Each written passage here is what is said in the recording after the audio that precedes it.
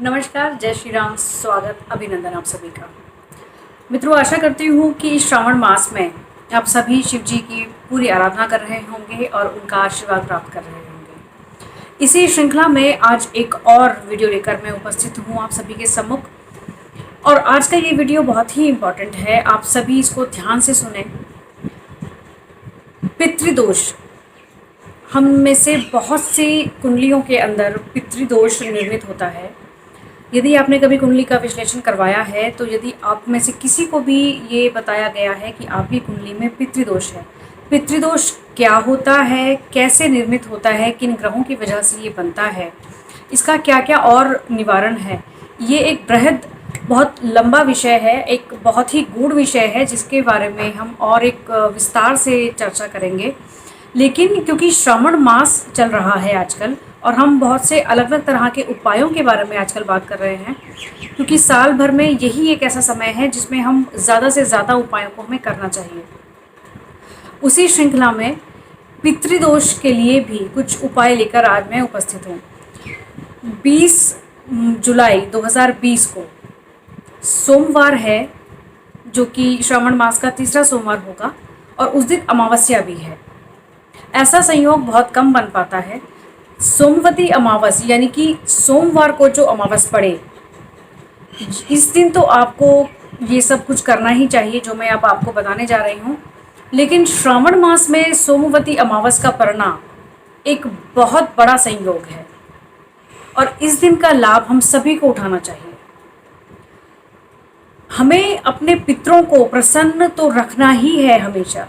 आपकी कुंडली में दोष कोई हो या ना हो, पितृदोष बने केवल तभी हमें अपने पितरों की प्रसन्नता के लिए उपाय नहीं करने चाहिए।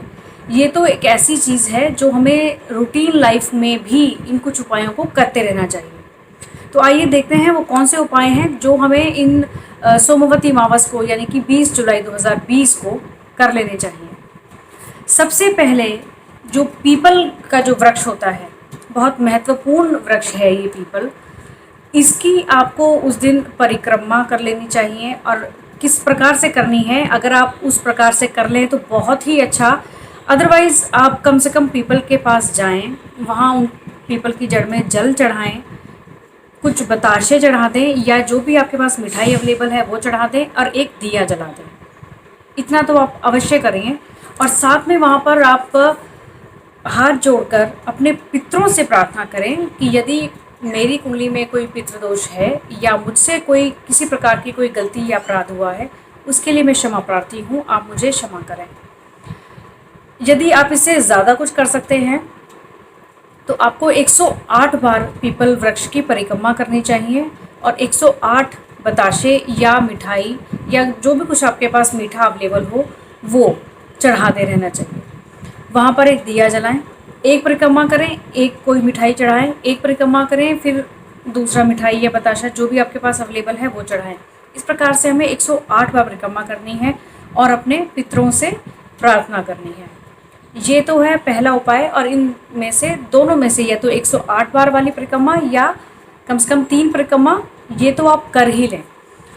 यदि 1% आप पीपल वृक्ष के आसपास नहीं जा पा रहे हैं या आपसे काफ़ी दूर पड़ता है, जहाँ आपको दूर जाना पड़ेगा, तो आप मंदिर अगर आपके आसपास है या कोई ब्राह्मण आपके आसपास आपको मिल सके, आप उनको भोजन अवश्य कराइए या भोजन आप बनाकर मंदिर में भी देकर आ सकते हैं। अपने पितरों के नाम से संकल्प ज़रूर कर लें कि आप किन के निमित्त, आपका नाम, आपका गोत्र क्या है, आज की तिथि क्या है, ये सब मन में बोलकर आपको मंदिर में भोजन दे आना चाहिए या ब्राह्मण को देना चाहिए।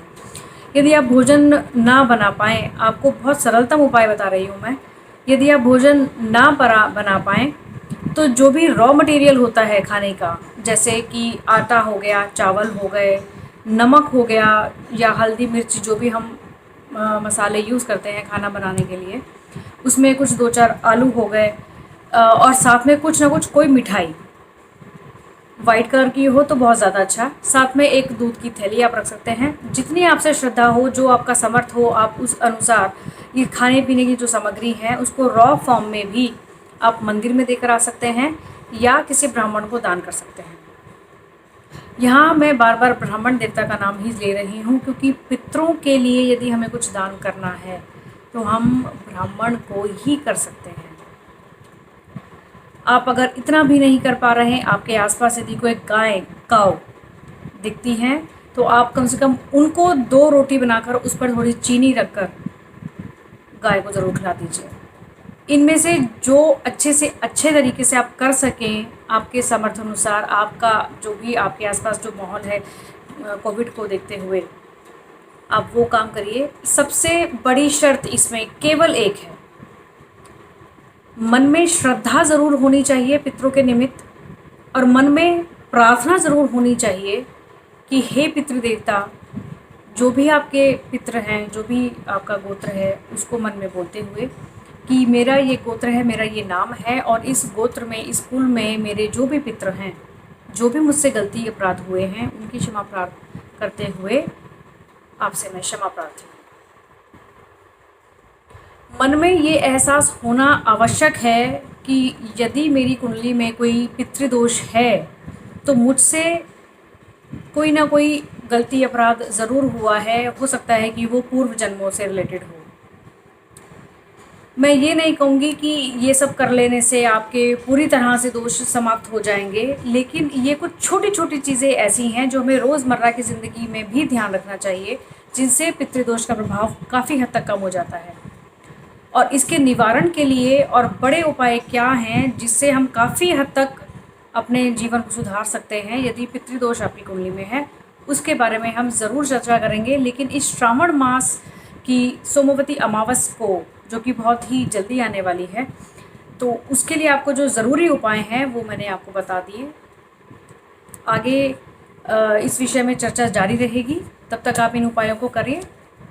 जय श्री राम।